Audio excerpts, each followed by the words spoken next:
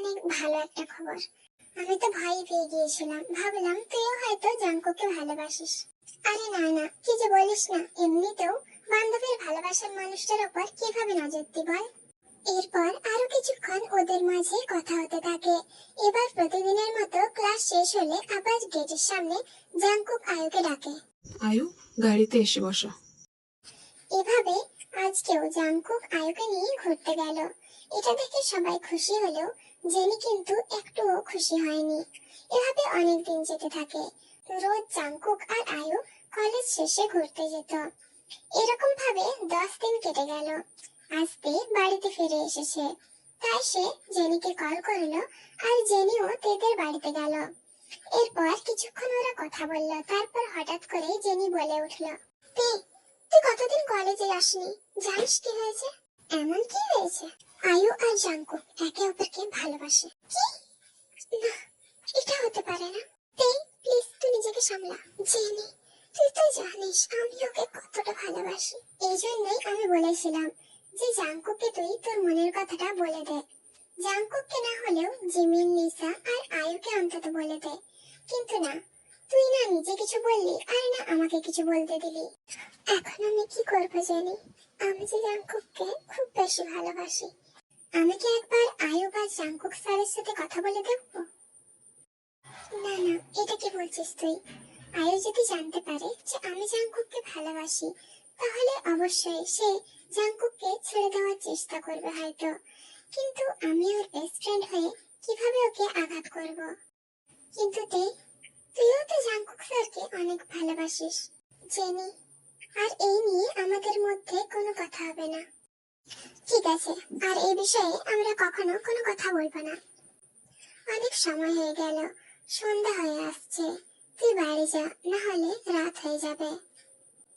না, তোকে এইরকম অবস্থাতে রেখে আমি কোথাও যাব না। দাঁড়া, আমি বাড়িতে কল করে আর আন্টিকে বলে আসছি যে আজ আমি এখানেই থাকবো। এই বলে জেনি নিচে চলে গেল। আর এদিকে তে ওয়াশরুমে শাওয়ার ছেড়ে কান্না করতে লাগলো। কেন আমার সাথে এমন কেন হতে হলো? ভেবেছিলাম কলেজ শেষ হলে জাংকুককে আমার মনের কথা বলবো, কিন্তু এখানে কি থেকে কি হয়ে গেল? এরকম ভাবে তে শাওয়ারের নিচে প্রায় 1 ঘন্টারও বেশি থাকে, যার ফলে তার শরীরটা খারাপ হতে লাগলো। তাই সে জামা চেঞ্জ করে ওয়াশরুম থেকে বের হয়ে যায়। এদিকে জেনি নিচে জিনের সাথে রান্না করতে সাহায্য করছিল। তারপর খাওয়ার জন্য জিন তেকে ডাক দেয়। তারা সবাই খাবার খেয়ে যে যার রুমে চলে যায়। রুমে এসে জেনি তেকে লক্ষ্য করে কপালে হাত দিতেই চমকে উঠল। কি ব্যাপার তে, হঠাৎ এত জ্বর কেন? কিন্তু তে তো কিছু বলতেই পারছে না। আর তখন অনেক রাত হয়ে গিয়েছিল, সেই জন্য জেনি আর কাউকে কিছু জানালো না। তেকে ওষুধ খাইয়ে তার মাথায় জলপট্টি করে দিল। আর কিছুক্ষণ পর তের জ্বরও কম হয়ে গেল। তারপর জেনি একটু চিন্তামুক্ত হয়ে ঘুমিয়ে পড়ল। পরদিন ওরা আর কলেজ গেল না। এদিকে আজকেও কলেজ শেষে আয়ু আর জাংকুক একটা পার্কে ঘুরতে যায়। আচ্ছা আয়ু, তুমি কি আগে কখনো কাউকে ভালোবেসেছো? না, তুমি আমার প্রথম ভালোবাসা। আর তোমার? তুমি আমার প্রথম ভালোবাসা আয়ু, আর সারা জীবন তোমাকেই ভালোবাসতে চাই। আমিও সারা জীবন তোমার সাথে থাকতে চাই জাংকুক। এভাবে তাদের মধ্যে কথা হতে থাকে। এভাবে আরো 2 দিন কেটে যায়। এখন তেও সুস্থ হয়ে গেছে, তাই আজ তে আর জেনি কলেজে এসেছে। কি রে তে, এতদিন কোথায় ছিলি? আর জেনি, তুইও তো 2 দিন কলেজে আসিসনি, আর কলও রিসিভ করছিলি না। আসলে আমরা গ্রামের বাড়ি গিয়েছিলাম, আর 2 দিন আগে আসলাম। কিন্তু এসে রাত্রে অনেক জ্বর হয়ে গিয়েছিল, তাই আসতে পারিনি। আর জেনি তো আমার সাথেই ছিল, তাই ও আসেনি। আচ্ছা, আয়ু কোথায়? আজ আসেনি ও? না, আসলে জাংকুক স্যার ওকে নিয়ে একটু বাইরে ঘুরতে গেছে।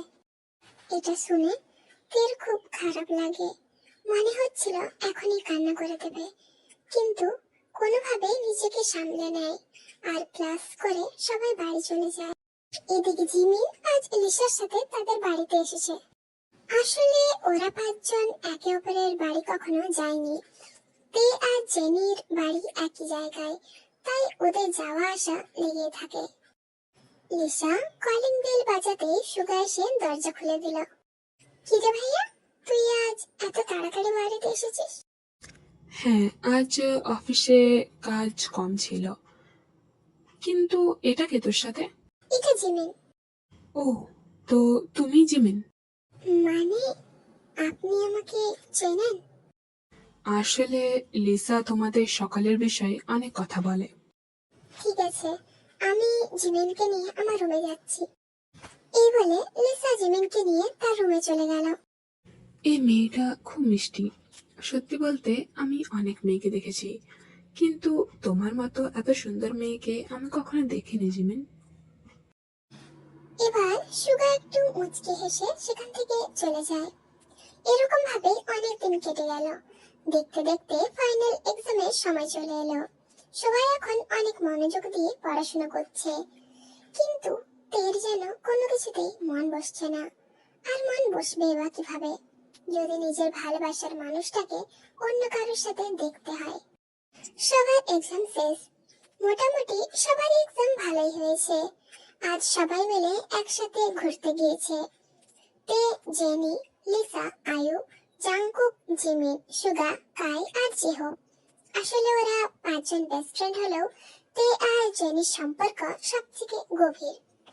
ঘুরতে গিয়ে সবাই অনেক মজা করছে, শুধু তে বাদ দিয়ে। আর জেনিও সবসময় তের আশেপাশে থাকছে। কাই তেকে লক্ষ্য করে জেনিকে কাছে ডাকলো। জেনি, কি ব্যাপার বলতো? তে এত মন খারাপ করে কেন আছে? এখন তোর পরীক্ষাও শেষ।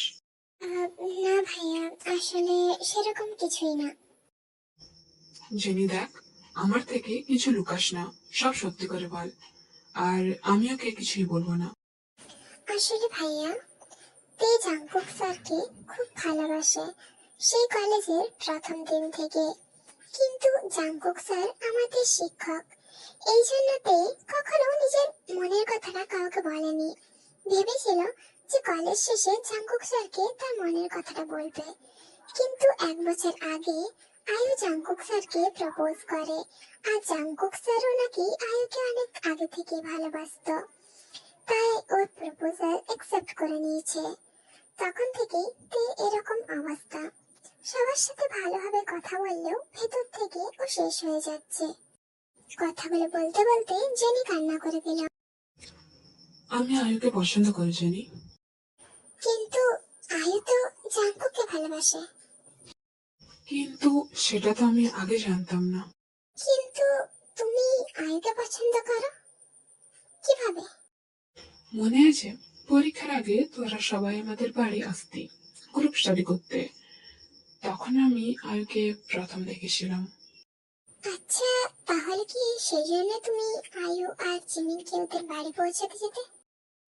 হ্যাঁ। আচ্ছা জেনি, তুই কি চাস যে তে যেন খুশি থাকে? হ্যাঁ, অবশ্যই। কেন ভাইয়া, আমাকে কি কিছু করতে হবে? আমি আয়ুকে বিয়ে করতে চাই, আর তারপর আমি জাঙ্কুক আর তে বিয়ে দেব। জেনি, তুই কি আমাকে সাহায্য করবি? না ভাইয়া, এটা হতে পারে না। হ্যাঁ, আমি মানছি তুই আমার সবচেয়ে কাছের বন্ধু, কিন্তু আয়ু তো আমার বেস্ট ফ্রেন্ড নাকি? আমার কাছে দুজনেই খুব গুরুত্বপূর্ণ। আমি কাউকে কষ্ট দেখতে চাই না, আর তেও রাজি হবে না এরকম প্রস্তাবে। তেকে তো কিছু জানানোর প্রয়োজন নেই জেনি। আচ্ছা, তুই আমাকে বল, আয়ু যদি কখনো জানে যে ওর জন্য তে কষ্ট পাচ্ছে, তাহলে কি ও পারবে নিজেকে ক্ষমা করতে? আর আমি তো আয়ুকে ভালোবাসি নাকি? আমি তোকে কথা দিচ্ছি, বিয়ের পর আয়ুকে আমি কোনো কষ্ট পেতে দেব না। কিন্তু ভাইয়া, আয়ু জাংকুককে ছেড়ে তোমাকে কেন বিয়ে করবে? যেভাবেই হোক, আয়ুকে জাঙ্কুকের থেকে দূরে সরাতেই হবে। তুই শুধু আয়ুর সব খবর আমাকে দিবি, আর জাঙ্কুকেরটা আমি দেখে নেব। জেনি, তুই কি আমাকে সাহায্য করবি? যদি এরকম করাতে 4জন মানুষের জীবন সুখের হবে, তা আমি নিশ্চয়ই সাহায্য করব। কিন্তু এখন আমি কি করব? আপাতত এখন কিছু করতে হবে না, যা তুই তের সাথে থাক। অন্যদিকে জিমিন আর সুগা। আচ্ছা জিমিন, তোমার কি কোনো বয়ফ্রেন্ড আছে? কেন? আর যদি থাকে, তো আপনি কি তার সাথে আমার বিয়ে হতে সাহায্য করবেন? এই, তুমি এত বেশি বলো কেন? আর কি আপনি, তুমি বলবে আমাকে? আমি কেন আপনাকে তুমি বলবো? আপনি কি আমার ভাই হন নাকি? ভাই না, কিন্তু নিজের প্রেমিক তো বানাতে পারো নাকি? কি বললেন? প্রেমিক? আর আপনাকে?